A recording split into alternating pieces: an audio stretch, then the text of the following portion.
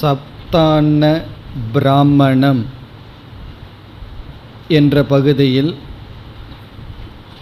7 அன்னங்கள் என்பது 7 விதமான போக்யம் அனுபவிக்கப்படுகின்ற பொருள்கள்.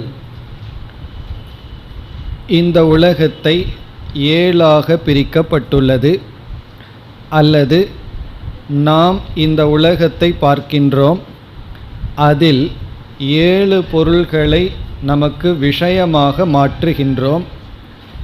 7 விதமான விஷயங்கள் ஜீவனால் அனுபவிக்கப்படுகின்றது. அதை அனுபவிக்கின்ற ஜீவன் போக்தா. இதற்கு முந்தைய பகுதியில் ஜீவன் போக்யம் என்று கூறப்பட்டது.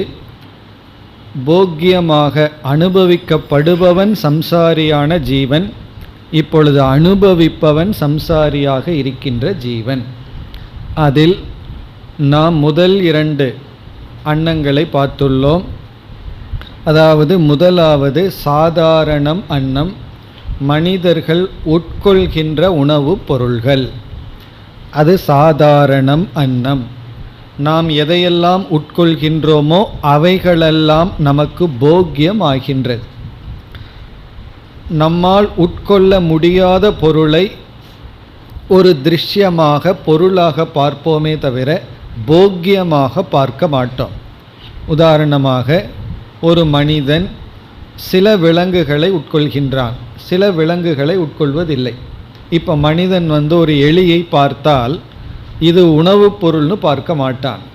ஆனால் பூனையானது எலியை பார்க்கும் பொழுது போக்யமாக அது பார்க்கின்றது. அப்படி நமக்கு எது அனுபவிக்க உண்ணத்தக்கதோ அது சாதாரணம் அன்னம். 2வது அன்னம் தேவர்களுக்கு கொடுக்கின்ற அன்னம். அது 7 அன்னத்தில் 2, 3. இந்த 2ம் தேவான்னம் என்று சொல்லப்படுகிறது. இதுவரை 1, 2, 3 இவைகளை பார்த்தோம். முதலாவது சாதாரணம் அன்னம், 2, 3 தேவர்களுக்கு கொடுக்கின்ற அன்னம். இதனுடைய விளக்கத்தை நாம் அடுத்த மந்திரத்தில் பார்ப்போம். இப்பொழுது இந்த முதல் மந்திரத்தின் சாரத்தை பார்த்து வருகின்றோம். அதில் என்னென்ன சொல்லப்பட்டிருக்கிறது என்பதை மட்டும் பார்க்கின்றோம். இனி 4வது பயக அல்லது பால், மில்க். 4வது மில்க், பால். இதனுடைய விளக்கத்தையும் நாம் பிறகு பார்க்க போகின்றோம். இந்த முதல் 4 அன்னங்களை சாதன ரூப அன்னம் என்று சொல்லப்படுகிறது. சாதனைகளாக இந்த 4 அன்னங்கள் பயன்படுத்தப்படுகிறது.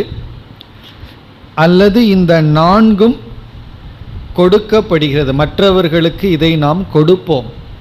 உணவை நம்ம சம்பாரித்து நாமளும் அனுபவிப்போம், மற்றவங்களுக்கும் கொடுப்போம். தேவர்களுக்கும் இந்த அன்னங்களை நாம் கொடுக்கின்றோம். பால் முதலியவைகளை உற்பத்தி செய்து மற்ற உயிரினங்களுக்கும் யாகங்களுக்கும் பயன்படுத்துகின்றோம். ஆகவே இந்த 4ம் விநியோகார்த்தம் என்று சொல்லப்படுகிறது. விநியோகம்னா மற்றவர்களுக்கு கொடுப்பதற்கும் சாதனையாகவும் இந்த 4 அன்னங்களை நாம் பயன்படுத்துகின்றோம். இனி அடுத்தது 5வது அன்னம் நம்முடைய மனம். நம்முடைய மனமே 5வது அன்னம். 6வது நம்முடைய வாக், நம்முடைய சொல், பேச்சு, வாக் இந்திரியம். 7வது பிராணன், நம்முடைய பிராணன். 5 மனம், 6 வாக், 7 பிராணக. இதில் இந்த கடைசி 3ம் 5, 6, 7 இந்த 3ம் ஆத்மார்த்தம் என்று சொல்லப்படுகிறது. ஆத்மார்த்தம்னா நமக்காகவே நம்மிடத்திலேயே இருப்பது. ஆத்மார்த்தம் அன்னம். இந்த 3ஐயும் சாத்திய ரூபம் அன்னம் என்றும் சொல்லப்படுகிறது. சாத்தியமாக இருக்கின்ற அன்னம். முதல் 4 சாதன ரூபம், கடைசி 3 சாத்திய ரூபம், ஆத்மார்த்தம் நமக்காகவே இருக்கின்ற அன்னம். இதிலிருந்து என்ன தெரிகிறது என்றால், நம்முடைய மனமே நமக்கு போக்கியமாக இருக்கின்றது, நம்முடைய வாக் நமக்கு போக்கியமாக இருக்கின்றது, நம்முடைய பிராணனே நமக்கு போக்கியம். இந்த இடத்துல பிராணன்கிற இடத்துல உடலில் இருக்கின்ற சக்தி 5 விதமான பிராணன், அதோட உடல் முதலியவற்றையும் சேர்த்து கொள்ள வேண்டும். இப்போ இதில் என்ன இங்கு கூறப்படுகிறது என்றால், நம்முடைய மனம் நமக்கு போக்கியமாக இருக்கிறது என்பதிலிருந்து என்ன தெரிகிறது, நம்முடைய மனதை ஆரோக்கியமாக வச்சுட்டா அந்த மனதை நாம் நன்கு அனுபவிப்போம். இப்போ ஸ்தூல உடல் இருக்குது, இந்த ஸ்தூல உடல் வெளியிருக்கின்ற பொருள்களை எல்லாம் அனுபவிக்கிறதுன்னு நாம் சொல்கின்றோம். இந்த உடம்பு தான் இட்லி தோசையெல்லாம் சாப்பிடுதுன்னு சொல்கிறோம். வெளியிருக்கிற பொருளை உடல் அனுபவிக்குதுன்னு சொல்வது போல உடலை யார் அனுபவிக்கிறார்கள்? இப்போ உடலுக்கு நோய் இருந்தால் அதை நம்ம அனுபவிக்கின்றோம், ஆரோக்கியம் இருந்தால் அதை நம்ம அனுபவிக்கின்றோம். இப்போ இந்த உடலே ஒரு போக்கியமாகி விடுகின்றது. அதை அனுபவிப்பவன் தான் போக்தா ஜீவன், சிதாபாச ரூபமான ஜீவன். அப்போது ஸ்தூல உடல் எப்படி நமக்கு அனுபவிக்கப்படும் பொருளாக இருக்கோ, அதே போல் நம்முடைய வாக்கையும் நாம் அனுபவிக்கின்றோம். இப்போ என்ன ஆகுதுன்னா, நம்முடைய சொல் மற்றவர்களுக்கு போக்கியமாக இருக்குது, அது மட்டுமல்ல நமக்கே போக்கியமாகவும் இருக்கின்றது. அதனால தான் சில சமயங்களில் சில வார்த்தைகளை ஏமாந்து விட்டுருவோம். மற்றவர்கள் துயரப்படுவதை விட நம்ம அதை வச்சு துயரப்பட்டுருப்போம். நான் ஏன் இப்படி சொல்லிவிட்டேன், நான் இவ்விதம் சொல்லி இருக்கக்கூடாது என்று.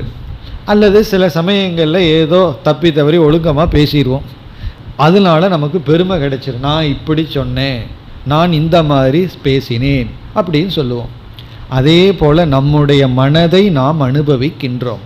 நல்ல எண்ணங்கள் வரும் பொழுது, சாத்விகமாக இருக்கும் பொழுது, அமைதியாக இருக்கும் பொழுது அந்த மனம் அனுபவிக்கப்படுகின்றது. இவ்விதம் 7 விதமான அன்னங்கள் இந்த முதல் அத்தியாயத்தில் 5வது செக்ஷனில் முதல் மந்திரத்தினுடைய சாரம். அப்பப்போ நம்ம ஞாபகப்படுத்திக்கணுமில்ல எங்கே இருக்கோம்னு. 5வது செக்ஷனில் முதல் மந்திரத்தினுடைய சாரம் 7 அன்னங்களை அறிமுகப்படுத்துதல்.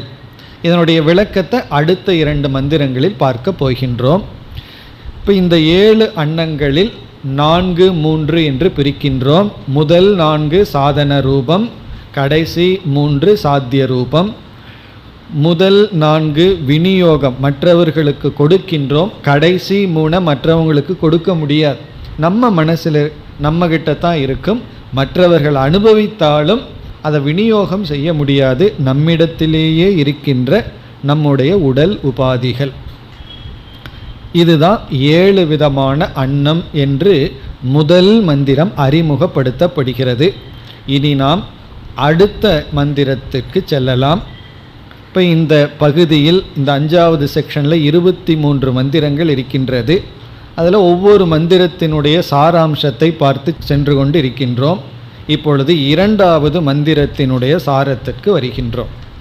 இந்த 2, 3 இந்த 2 மந்திரங்களில்தான் இந்த சப்த அன்னம் விளக்கப்படுகின்றது. இந்த 7 அன்னத்தினுடைய விளக்கம் வருகின்றது. இப்போ 2வது மந்திரத்தை பார்த்தோம்னா அது மந்திரம் மாதிரி இருக்காது, ஒரு முழு பக்கமே ஒரு பெரிய பேராகிராஃப் போல போகின்றது.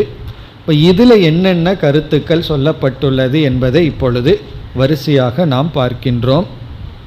இப்போ முதல் கருத்து, இந்த 2வது மந்திரத்தில் 5வது செக்ஷனில் முதல் கருத்து ஏற்கனவே கூறிய கருத்து சற்று விளக்கப்படுகின்றது.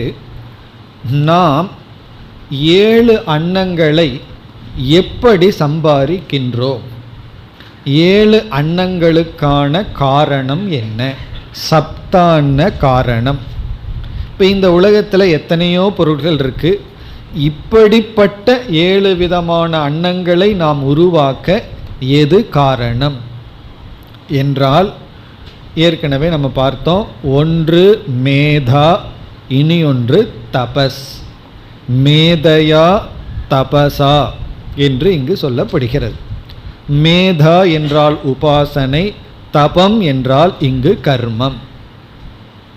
அதாவது நம்முடைய மானச கர்ம, வாச்சிக, சாரீர கர்மத்திலிருந்து நாம் 7 அன்னங்களை உருவாக்குகின்றோம்.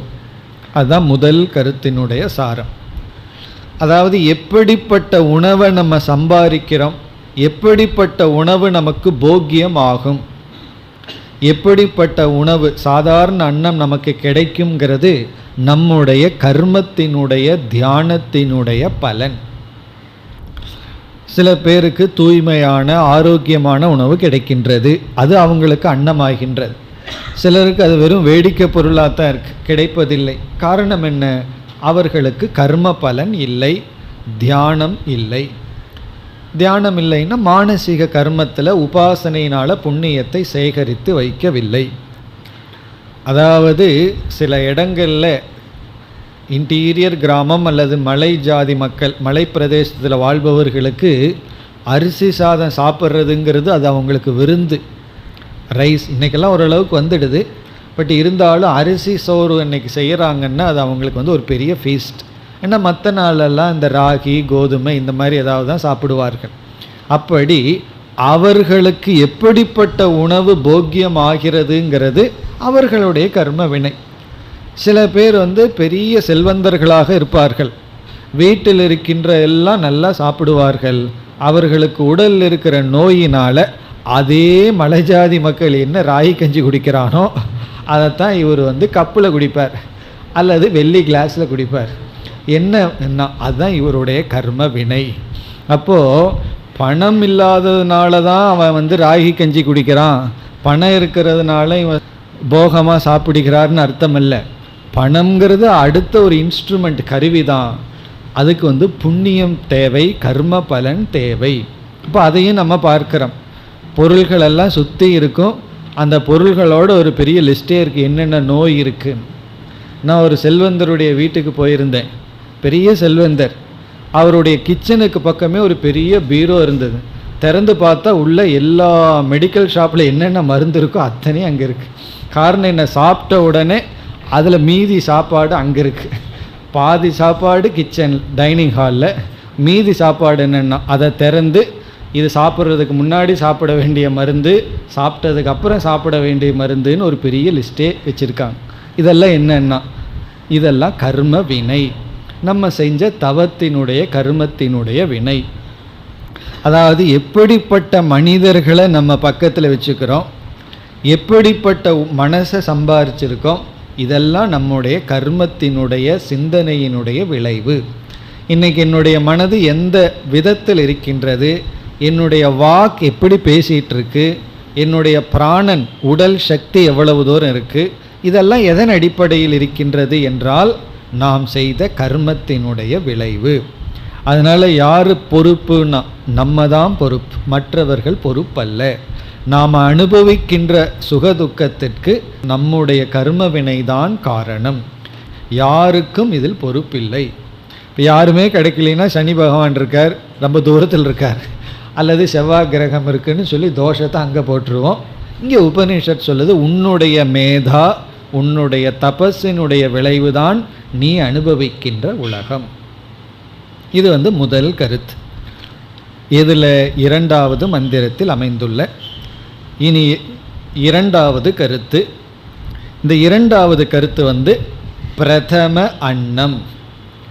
பிரதம அன்னம்னா சப்த அன்னத்தில் முதல் அன்னத்தை பற்றி இங்கு பேசப்படுகிறது. இப்போ முதல் அன்னம் என்ன? சாதாரணம் அன்னம்.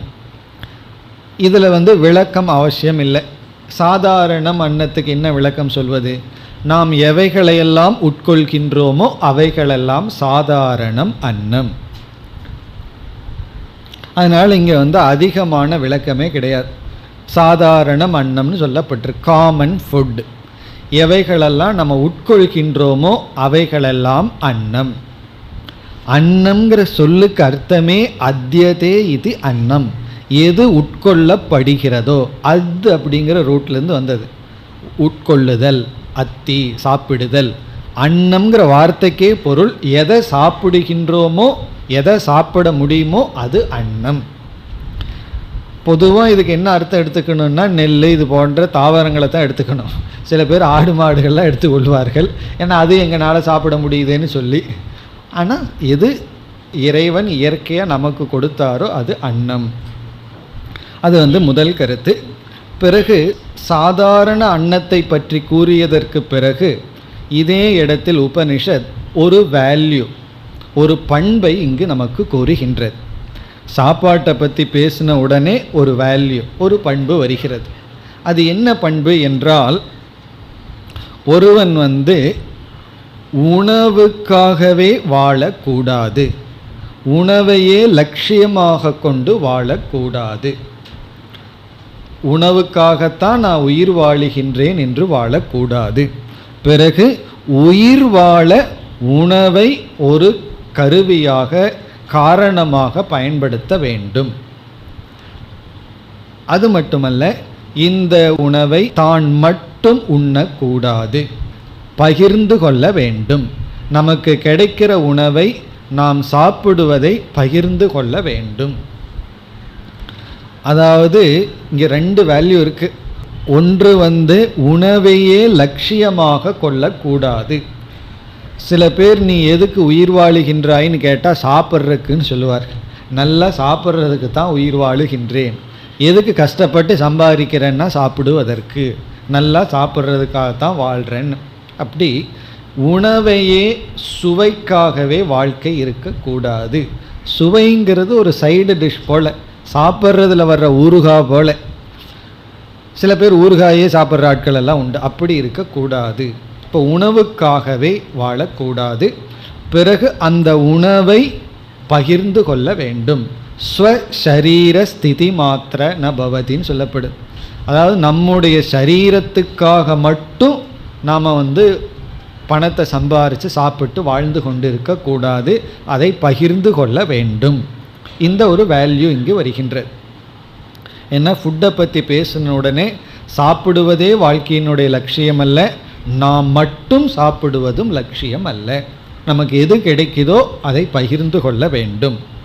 இப்போ இத்துடன் இந்த கருத்து முடிவடைகின்றது. அதாவது முதல் அன்னம் நாம் உட்கொள்வது, அந்த உணவை நாம் பகிர்ந்து கொள்ள வேண்டும். அந்த உணவுக்காகவே வாழ்க்கை அமைந்து விடக்கூடாது.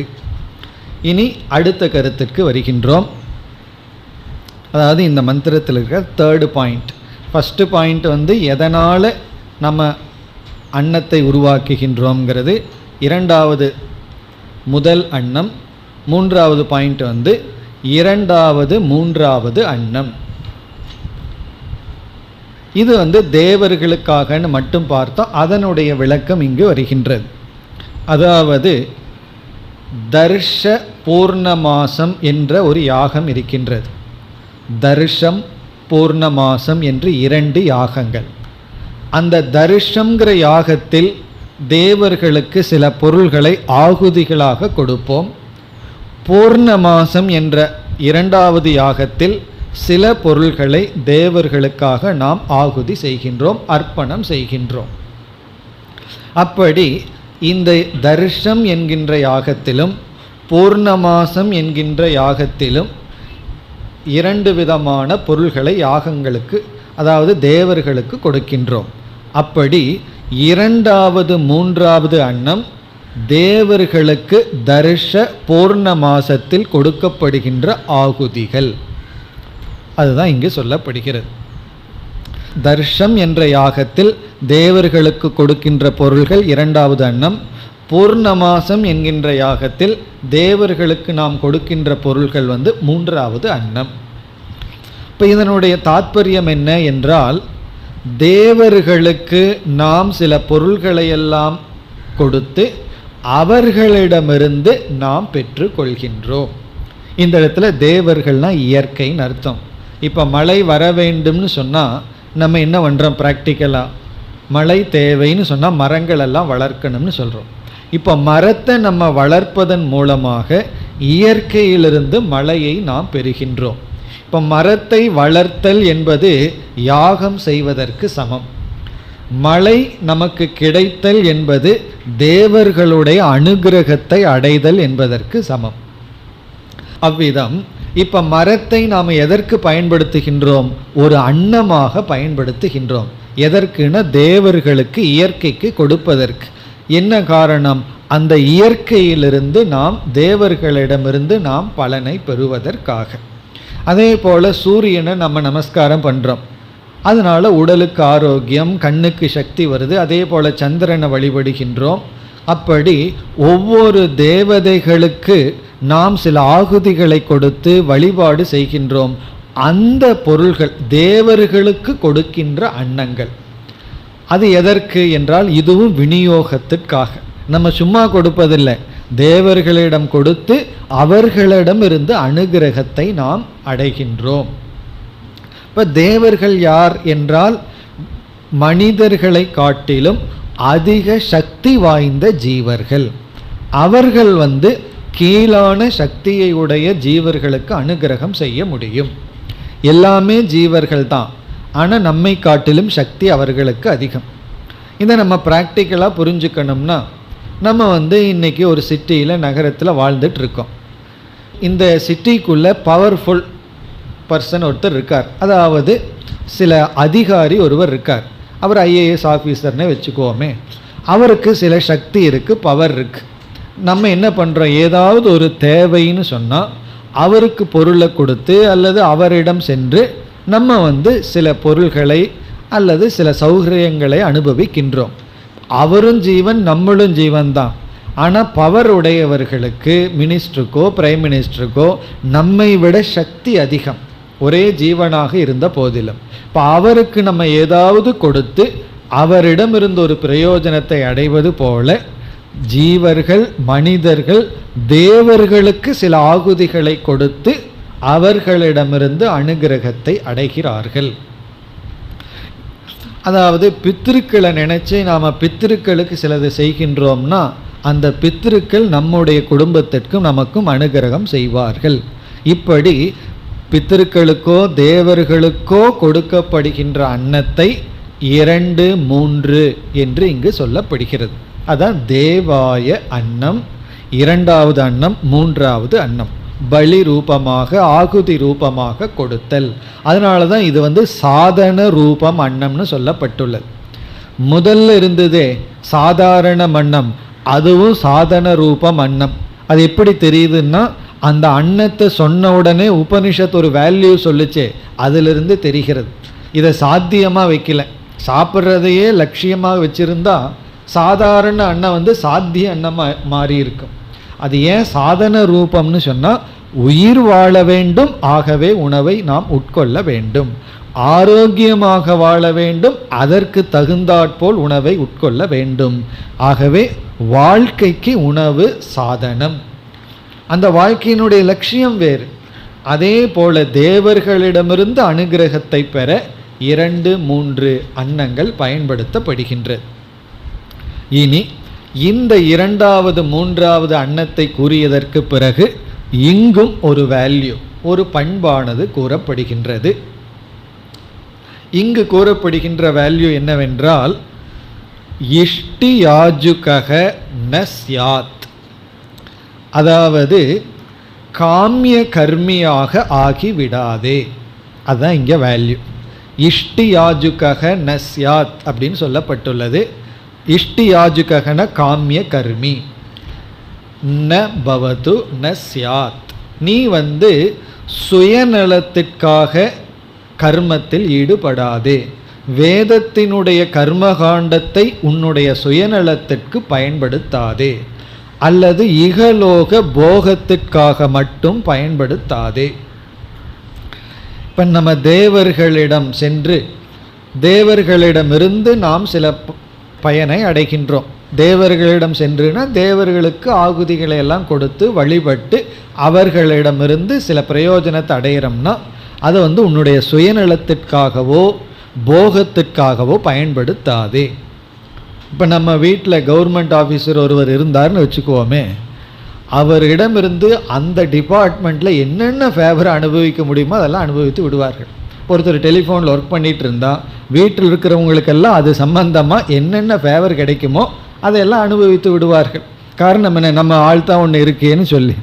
அப்படி நம்மைய விட பவர்ஃபுல் பர்சன் ஒருத்தர் நம்மகிட்ட இருந்தால் அந்த சக்தியை உன்னுடைய சுயநலத்திற்கு பயன்படுத்தாதே. அப்படி ஏதாவது தேவர்கள் உன் மீது இரக்கம் காட்டிவிட்டால் அந்த தேவர்களை பயன்படுத்தி நீ ஒரு காமிய கர்மி ஆகி விடாதே.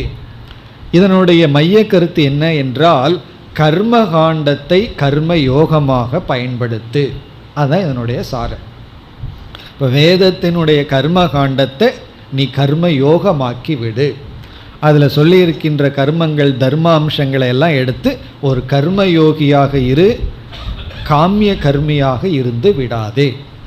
அப்படி இருந்தால் என்னன்னா, இகலோக பலத்தை கொஞ்சம் அனுபவிக்கலாம், பரலோக பலத்தை அனுபவிக்கலாம். ஆனால் முக்கியமான லட்சியத்திலிருந்து வீழ்ந்து விடுவோம். பிரேயஸ் கிடைக்குமே தவிர ஸ்ரேயஸ் நமக்கு கிடைக்காது. இதெல்லாம் உபனிஷத் நமக்கு ரிமைண்ட் பண்ணுது. இப்போ இந்த மாதிரி இடங்கள் தான் பகவத்கீதையிலெல்லாம் விளக்கப்படுகின்ற. அதாவது நம்ம வேதத்தில் பூரா அதிகமாக கர்மகாண்டத்தில் காமிய பலனை சொல்லியே சொல்லப்பட்டுள்ளது. பிறகு நம்ம எந்த அடிப்படையில் வேதத்தினுடைய கர்மகாண்டம் சாதனம், ஞானகாண்டம் சாத்தியம்னு சொல்கிறோம்? இது போன்ற வாக்கியங்கள் தான். இப்போ வேதமே என் கர்மகாண்டத்தை நீ வெறும் காமியத்திற்காக மட்டும் பயன்படுத்தாதே என்ற ஒரு வேல்யூ, என்ற ஒரு கருத்து இங்கு சொல்லப்படுகிறது. இப்போ இத்துடன் இந்த கருத்து, மூன்றாவது கருத்து முடிவடைகிறது. எங்கு? இரண்டாவது மந்திரத்தில். இப்போ இது வரைக்கும் 3 அன்னத்தை பார்த்துள்ளோம். இனி 4வது கருத்து, 4வது அன்னம். இந்த 4வது அன்னம் என்பது மில்க், பயக, பால். இப்போ இந்த அன்னத்தை உபனிஷத் விஸ்தாரமாக கூறுகின்றது. இந்த பால் அல்லது பயக, மில்க், இது 4வது அன்னம். இப்போ இங்கே என்ன சொல்லப்படுகிறது? ஒவ்வொரு ஜீவராசிகளும் பிறந்தவுடன் எல்லா ஜீவராசிகளுக்கும் கிடைக்கின்ற முதல் அன்னம் பால், மில்க். அதான் முதல் அன்னம். அதற்கு பிறகுதான மற்ற பொருள்களை எல்லாம் உட்கொள்ள ஆரம்பிக்கின்றோம். அப்படி எல்லா ஜீவராசிகளுக்கும் பிறந்தவுடன் கிடைக்கின்ற முதல் அன்னம் பால் என்கின்ற அன்னம். இதுவும் சாதன ரூபமான அன்னம். பிறகு என்ன சொல்லப்படுகிறது? இந்த மில்க், பால் என்ற ஒரு தத்துவமானது விதவிதமாக மாற்றப்படுகிறது. நமக்கு தெரியும் மில்க் ப்ராடக்ட் என்னன்னு கேட்டால் உங்களுக்கு தெரியாத என்ன? மில்க்லேருந்து என்னென்ன ப்ராடக்ட் வருது? பாலிலிருந்து நம்ம தயிர் செய்கிறோம், வெண்ணெய் எடுக்கின்றோம், நெய் எடுக்கின்றோம். இப்படி மில்க் ப்ராடக்ட் பல இருக்குது.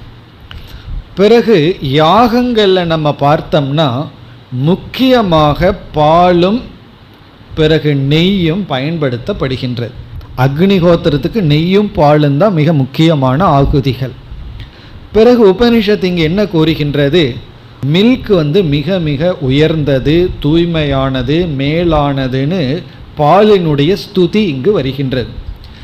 பாலினுடைய புகழ்ச்சி ஏன் வருகிறதுன்னு சொன்னால், எல்லா ஜீவராசிகள் அனுபவிக்கின்ற முதல் உணவு பால்.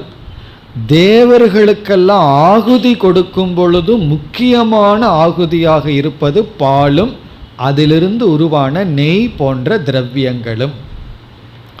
அதனால் மில்கானது பிரதிஷ்டா என்று சொல்லப்படுகிறது.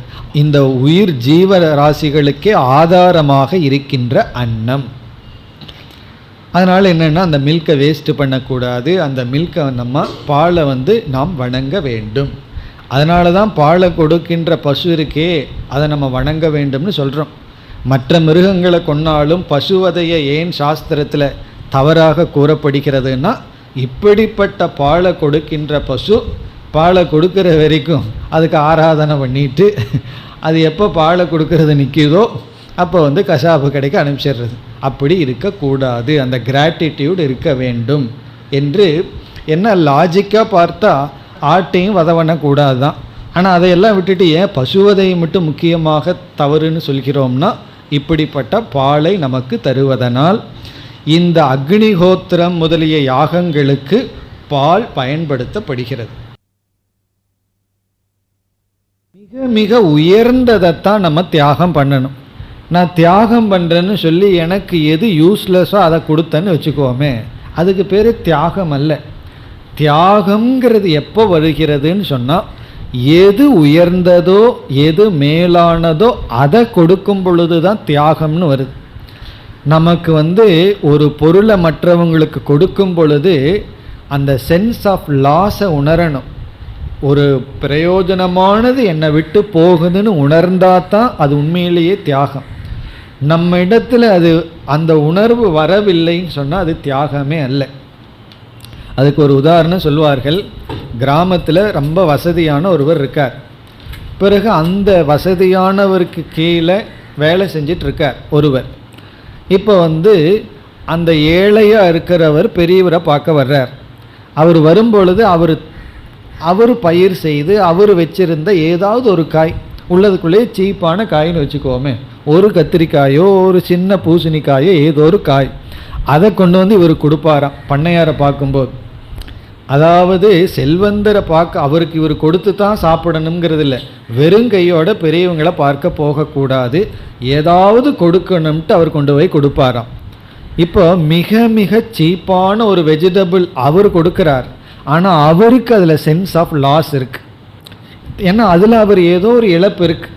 அவர் தோட்டத்தில் விளைஞ்ச ஒரு 2 வாழைப்பழத்தை கொடுத்தாலுமே அது அவருக்கு அது பெரியது. இவர் என்ன பண்ணணும்னா அவங்ககிட்ட இருந்து வாங்கிக்கிட்டு அதே போல் 2 வாழைப்பழத்தை திருப்பி கொடுக்கக்கூடாது. இவர் ஒரு 10 படி அரிசி கொடுக்கணும் அல்லது 2 லிட்டர் பால் கொடுக்கணும். அப்போ தான் இவருக்கு அது லாஸை ஃபீல் பண்ணுவார். அப்போது செல்வந்தருக்கு அவன் என்ன கொடுக்குறானோ அதே போல் இந்த கல்யாணத்தில் முய் வைக்கிறதுன்னு சொல்லுவாங்க.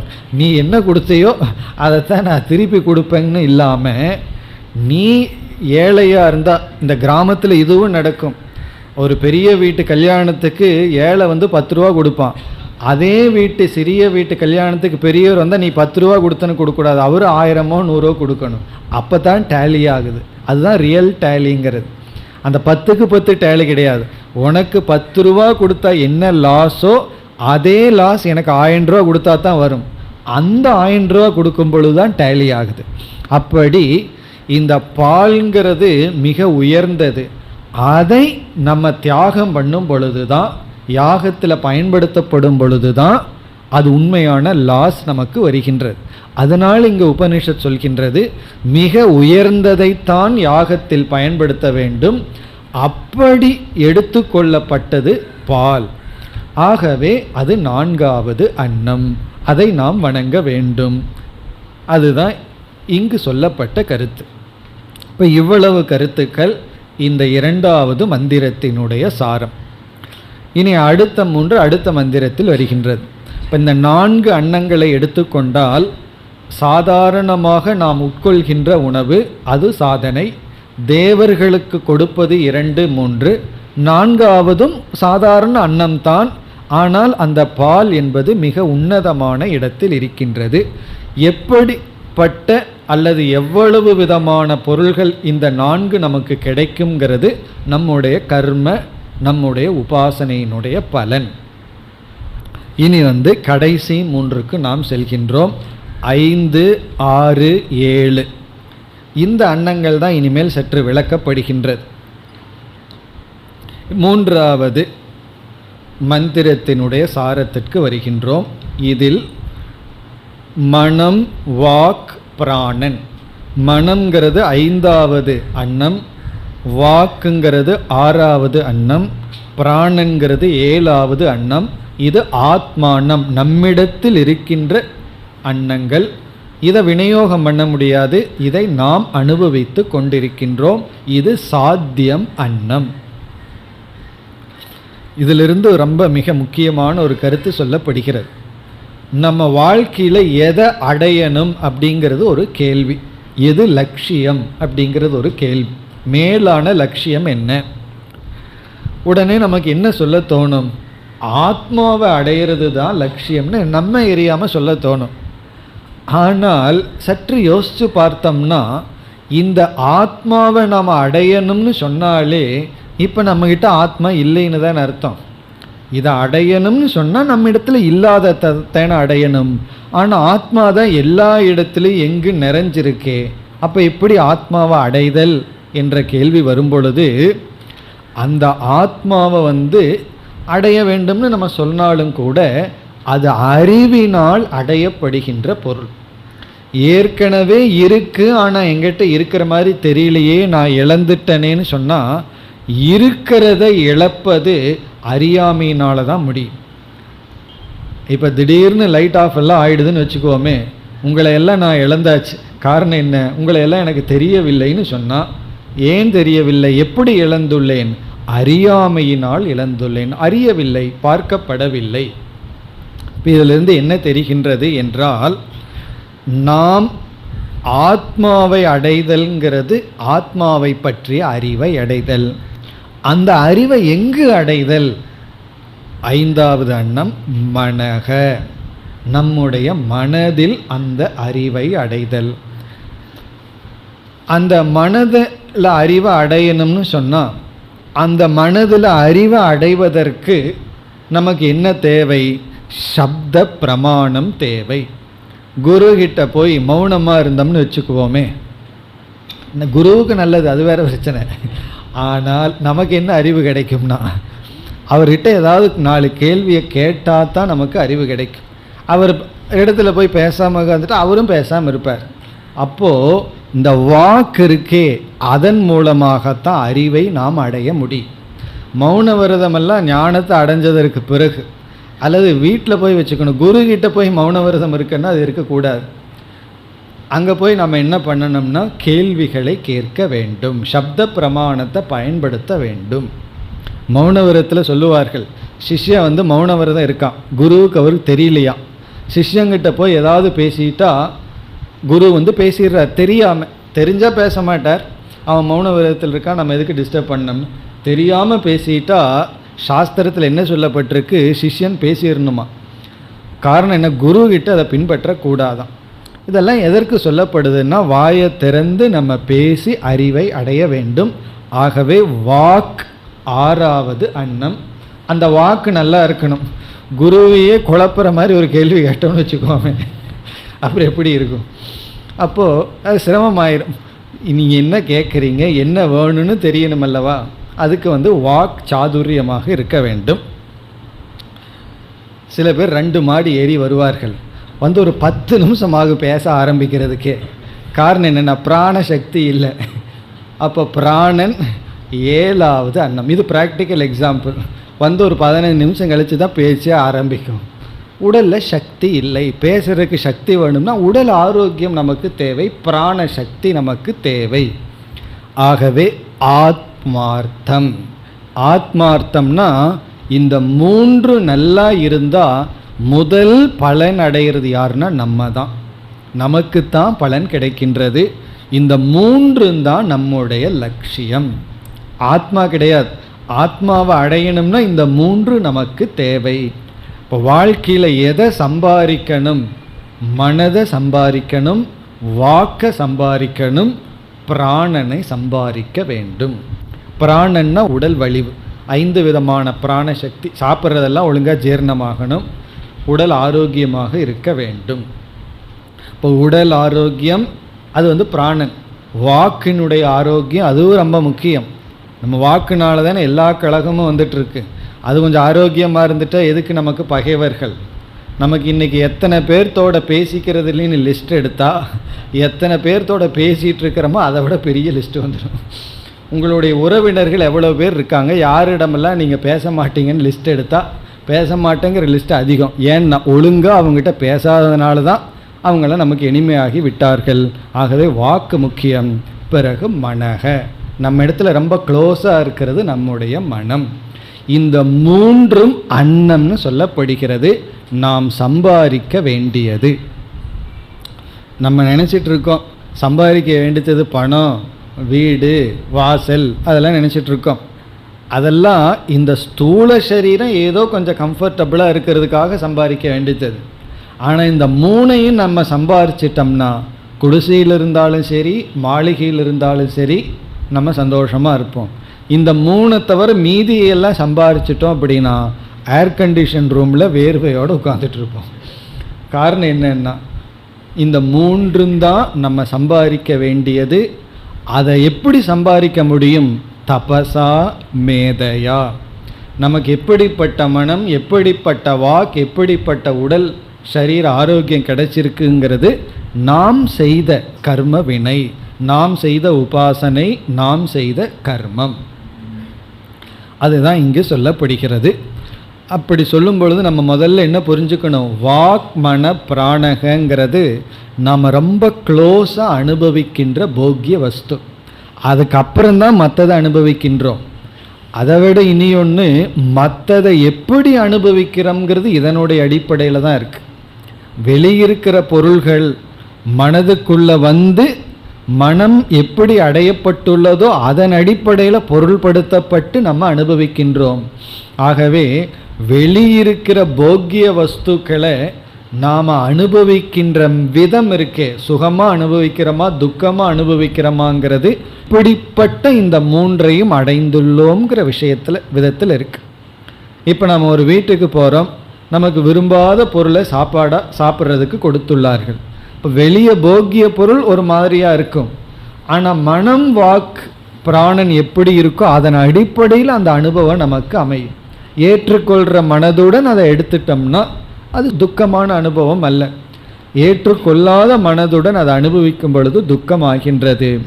ஆகவே நம்முடைய வாழ்க்கையின் லட்சியம் மனதை அடைதல், வாக்கை அடைதல், பிராணனை அடைதல். மனதை அடைதல்னா மனமுமே ஏற்கனவே என்கிட்ட இருக்கே, ஆத்மா என்கிட்ட இருக்கிறது போல மனசையும் ஏற்கனவே அடைஞ்சிருக்கிறேன்னு கேட்டால், இதெல்லாம் எலிமெண்ட்ரி கொஸ்டின், நீங்கள் கேட்க மாட்டீங்கன்னு இந்த கேள்வி எனக்கு வரல.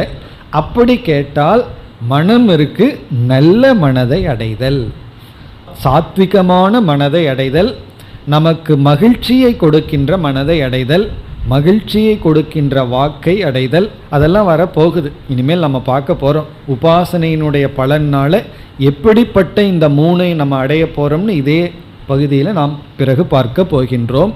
அப்படி சாத்விகமான அல்லது நமக்கு நண்பனாக இருக்கின்ற, பகவான் கீதையில் சொன்னது போல நமக்கு நண்பனாக இருக்கின்ற மனதை, வாக்கை, சரீர ஆரோக்கியத்தை, பிராணசக்தியை அடைதல், அதுதான் கடைசி 3 அன்னம்.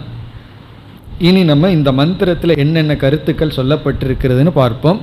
முதல் கருத்து மனதினுடைய லட்சணம், மனதினுடைய இலக்கணம்.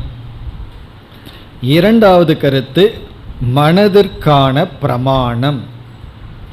மனம் இருக்குங்கிறது என்ன பிரமாணத்தின் மூலமாக அறியப்படுகிறது, மனம் இருக்குன்னு எப்படி தெரிந்து கொள்வது, இந்த 2 முதலில் வருகின்றது. முதல் கருத்து மனதினுடைய லட்சணம். அதாவது இந்த 3ஐயும் அறிமுகப்படுத்திட்டு, மனம் வாக் பிராணக என்று அறிமுகப்படுத்திட்டு மனதுக்கான லட்சணம் வருகின்றது. மனதினுடைய லட்சணம் என்ன? இப்போ இந்த இடத்துலையும் நமக்கு குழப்பங்கள் எல்லாம் இருக்கும். இப்போ சாதாரணமாக என்ன நினைப்போம், எண்ணங்கள் தான் மனம் அப்படின்னு நம்ம நினைப்பதற்கு வாய்க்கு இருக்கு.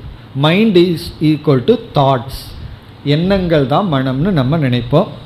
அப்போ எண்ணங்கள் எல்லாம் இல்லைன்னா மனம் இல்லை, தாட்ஸே இல்லாத போது மனம் இல்லை அப்படின்னு நம்ம நினைப்போம். இப்போ வாட் இஸ் மைண்ட் அப்படின்னா, மைண்டுங்கிறது தாட் ஃப்ளோ.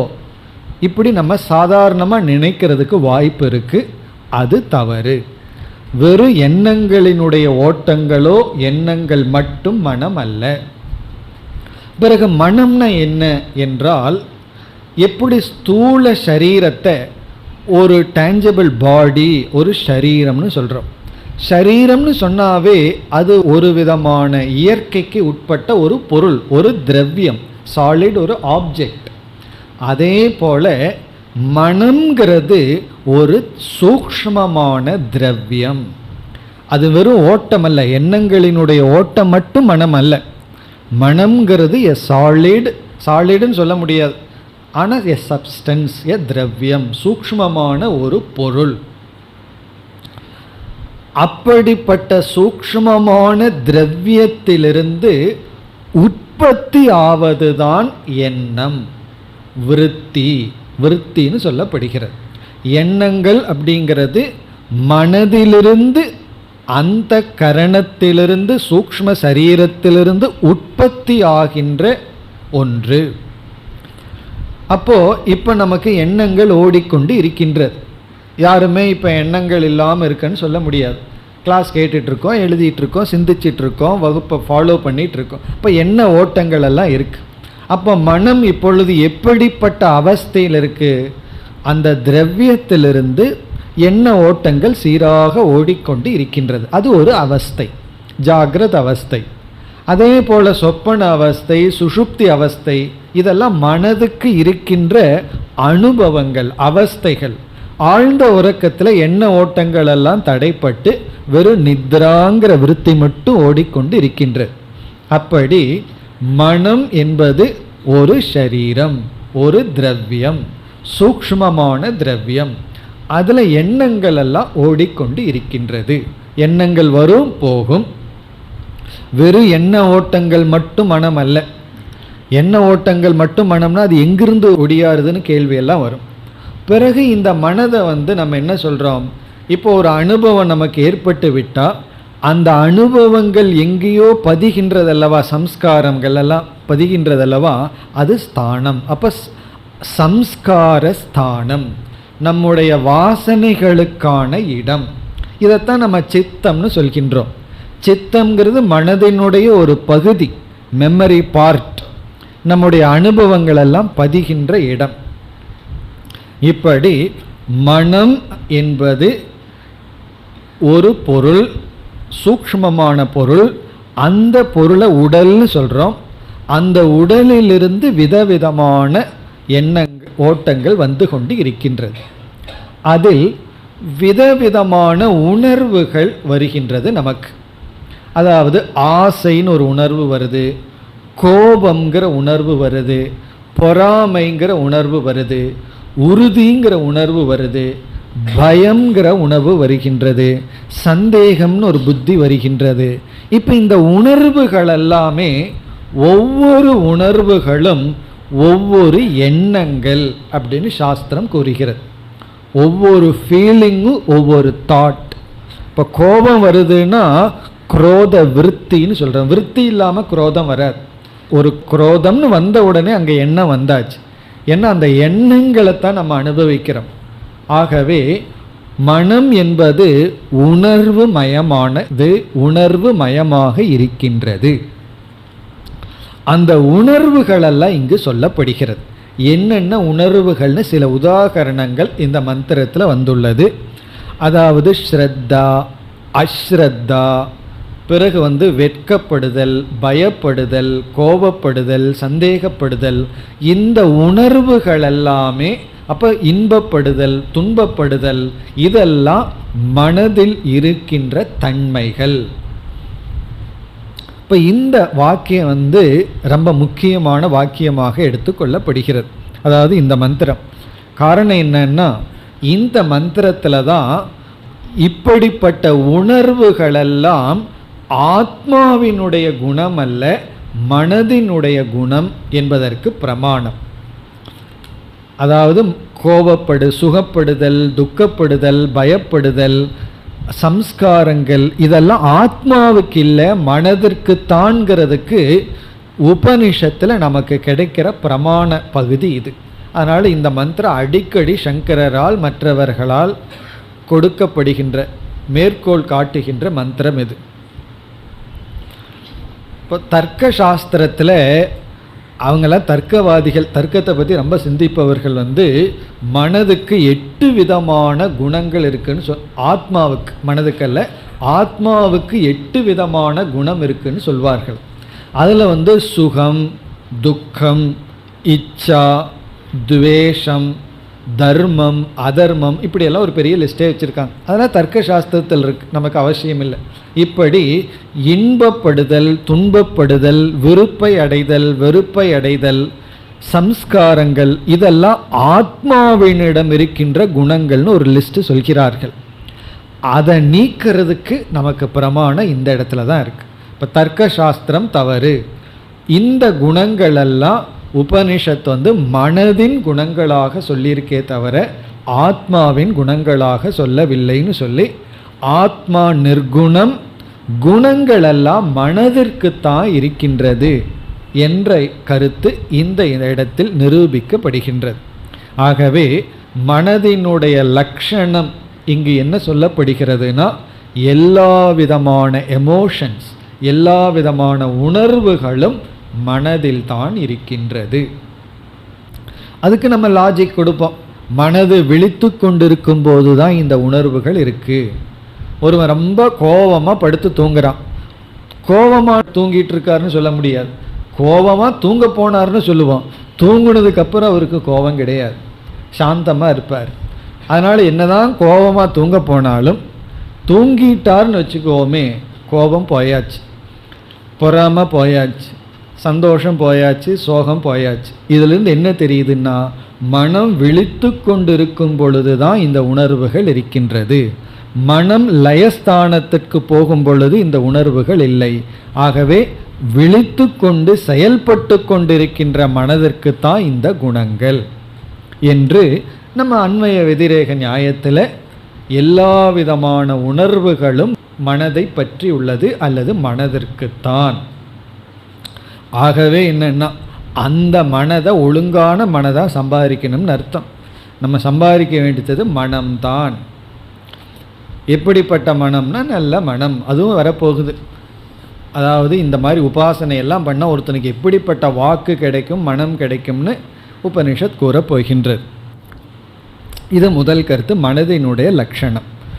அதாவது சில உதாரணத்துக்கு சில உணர்வுகளை எல்லாம் இங்கே உபனிஷத் கூறி, பயம் போன்ற உணர்வுகளை எல்லாம் கூறி, எல்லாம் மன ஏவ, இதெல்லாம் மனதை சார்ந்தது. இனி அடுத்த கருத்து, மனதிற்கு பிரமாணம். அடுத்த கேள்வி, இப்படியெல்லாம் சொன்ன உடனே திடீர்னு ஒரு கேள்வி கேட்டுருவார் ஒருவர். என்னன்னா, இந்த மனசுன்னு ஒன்று இருக்கா, இருந்தால் காட்டுங்களே. மனசுன்னு ஒன்று இருந்தால் தானே, அதுக்கு என்ன பிரமாணம்? இப்போ உங்களுக்கு ஸ்தூல சரீரம் இருக்கான்னு ஒருத்தர் கேட்டால், கண்ணை திறந்து பாரு, இதுதான் ஸ்தூல சரீரம்னு காட்டிடலாம், பிரத்யக்ஷ பிரமாணத்தில் காட்டிடலாம். மனம் இருக்கா, அதை தான் காட்ட முடியலையே. மனம்னு ஒன்று இருக்குதுங்கிறதுக்கு என்ன பிரமாணம்? இதுக்கு பல விதத்தில் பிரமாணம் சொல்லலாம். ஒன்று நீ எதனால் இப்படி கேட்குறையோ அதுதான், அதனால தான் மனம் இருக்குதுன்னு அர்த்தம். சாட்சி பிரத்யக்ஷம்னு சொல்லலாம். அதாவது உனக்கே செல்ஃப் எவிடென்ட், மனசுன்னு நமக்கு ஒன்று இருக்குது, அதில் சந்தேகமே இல்லை. பொதுவாக இந்த கேள்வியே வராது, இந்த கேள்விக்கு சான்ஸே கிடையாது. இப்படி ஒரு சந்தேகமே நமக்கு வந்தது கிடையாது. இப்படி ஒரு சந்தேகம் இருக்குன்னா இப்படியெல்லாம் சந்தேகப்படலாமான்னு சந்தேகம் வருமே தவிர, ஆனால் இந்த சந்தேகமே நமக்கு ஏன் வர்றதில்லைன்னா, வெரி எவிடென்ட், மனசுன்னு நமக்கு இருக்குது, மற்றவங்களுக்கு இருக்குங்கிறது எவிடென்ட். ஆனாலும் சாஸ்திரம் தர்க்க ரீதியாக நமக்கு விளக்குகின்றது. என்ன பிரமாணம்னா, அர்த்தாபத்தி பிரமாணம்னு சொல்லப்படுகிறது. அர்த்தாபத்தின்னு ஒரு பிரமாணம் இருக்குது. அது உதாரணம் சொன்னால் உடனே உங்களுக்கு ஞாபகம் வந்துடும். என்ன உதாரணம்? மழை பெய்கிறது தான். இப்போ அதான் கொஞ்சம் கொஞ்சம் பேஞ்சிட்ருக்கு மெட்ராஸில். காலையில் எந்திரிச்சு பார்க்குறோம், கரெக்டாக நைட்டு ஏதோ மழை பெஞ்சிருக்கு, வாசலெல்லாம் நனைஞ்சிருக்கு. அப்போ என்ன முடிவு பண்ணுறோம்? இந்த அனுபவத்தை நான் ஏற்றுக்கொள்ள வேண்டும் என்றால், ரோடெல்லாம் நனைஞ்சிருக்கிற அனுபவத்தை ஏற்றுக்கொள்ள வேண்டும் என்றால், இரவு மழை பெய்திருக்கிறது என்பதை நான் ஒத்துக்கொண்டுதான் ஆக வேண்டும். மழை பெஞ்சிருந்தா தான் இந்த மாதிரி வாசலும் அல்லது ரோடெல்லாம் நனைஞ்சிருக்கும்னு சொல்லி, அதை நம்ம பார்க்காத போதிலும் இந்த அனுபவத்தை விளக்க அதை ஏற்றுக்கொள்கின்றேன். அந்த ரீதியில் நம்ம என்ன சொல்கிறோம்? மனதை நான் ஏற்றுக்கொண்டுதான் ஆக வேண்டும். எந்த அனுபவத்திற்குனா, இங்கே உபனிஷத் என்ன சொல்லுது? நீ கண்ணை திறந்து வச்சிருக்க, மனசு எங்கேயோ போயிடுது, அப்போ கண்ணு பார்க்கவில்லை. காதை அது பகவான் திறந்தே வச்சிருக்கார், மூடக்கூடாதுன்னு சொல்லி. காது திறந்து தான் இருக்குது, ஆனால் மனசு எங்கேயோ போயிடுது, நம்ம கேட்கவில்லை. அப்போது கண் என்கின்ற இந்திரியம் திறந்திருந்த போதிலும் அறிவு வரவில்லை. அதற்கு காரணம் என்ன என்றால், மனம் அங்கு இல்லை என்பதை ஏற்றுக்கொண்டுதான் ஆக வேண்டும்.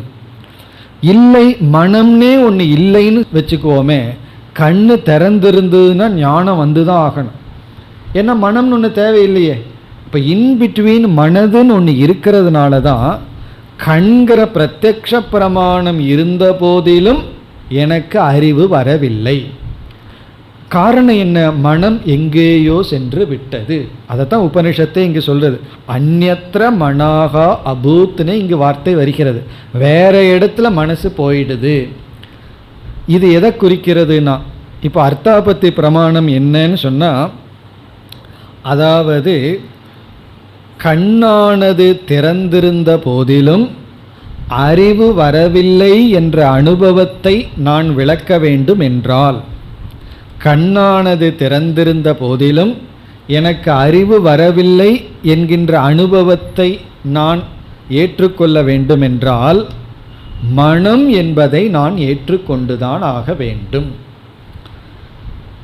இந்த தண்ணீரை பார்த்து இந்த தண்ணீரினுடைய அனுபவத்தை நான் சரிப்படுத்த வேண்டுமென்றால் மழை என்பதை ஏற்றுக்கொண்டு ஆக வேண்டும் என்பது போல, கண் திறந்திருந்தும் எனக்கு அறிவு வரவில்லை என்ற அனுபவம், இந்த அனுபவத்தில் சந்தேகம் இல்லை, இந்த அனுபவத்தை நான் விளக்க வேண்டுமென்றால் இடையில் மனம் என்ற ஒன்றை ஏற்றுக்கொண்டு ஆக வேண்டும். காரணம், அது கண்ணுக்கு பின் இருந்தால் அறிவு வருகிறது, கண்ணுக்கு பின் இல்லை என்றால் அறிவு வரவில்லை என்று இந்த உதாகரணம் இங்கு கொடுக்கப்பட்டு மனதிற்கு பிரமாணமும் கொடுக்கப்படுகிறது. மனம் என்று ஒன்று இருக்கிறதுங்கிறதுக்கான பிரமாணம், பிறகு மனதினுடைய சொரூபம். இந்த மனம் சாத்தியம் அன்னம், அதான் ரொம்ப முக்கியம். நம்ம வாழ்க்கையில் அடைய வேண்டியது மனம். கடைசி காலத்தில் உலகம் நம்ம என்ன பொருளை சம்பாரித்து வச்சுருந்தாலும், நீங்கள் என்ன தான் டெலிவிஷனோ அல்லது பெரிய வீடோ அல்லது பெரிய காரோ சம்பாரித்து வச்சுருந்தாலும் அதெல்லாம் கொடுக்க மாட்டார்கள். உங்களுக்கு வயசாகிடுது, பார்க்காதீங்க, கேட்காதீங்க, காரில் போகாதீங்கன்னு சொல்லி ஒரு ஈஸி சேரை கொடுத்து உட்கார சொல்லிடுவார்கள். கடைசியில் எதை கொடுத்துட்டு போகிறாங்கன்னா, உங்கள் மனசோடு நீங்கள் இருங்கன்ட்டு போவார்கள். அப்போ நம்ம எப்படி இருக்கிறோங்கிறது, நாம் எப்படிப்பட்ட மனசை சம்பாரித்து வச்சுருக்கோம் அதை பொறுத்தது. சந்தோஷமாக இருக்கிறோமா துக்கப்பட்டு இருக்கிறோமாங்கிறது நாம் எப்படிப்பட்ட மனதை உருவாக்கி இருக்கின்றோம். அதைத்தான் உபனிஷத் இங்கு மனம் வாக் பிராணன் ஆத்மான்னம் சாத்தியான்னம்னு சொல்லி மனதை பற்றி இங்கு வந்தது. இனி இதே மந்திரத்தில் வாக் பிராணனை பற்றியும் வருகிறது. அடுத்த வகுப்பில் பார்ப்போம். ஓம் பூர்ணமத பூர்ணமிதம் பூர்ணாத் பூர்ணமுதச்யதே பூர்ணஸ்ய பூர்ணமாதாய பூர்ணமேவாவசிஷ்யதே. ஓம் சாந்தி சாந்தி சாந்தி.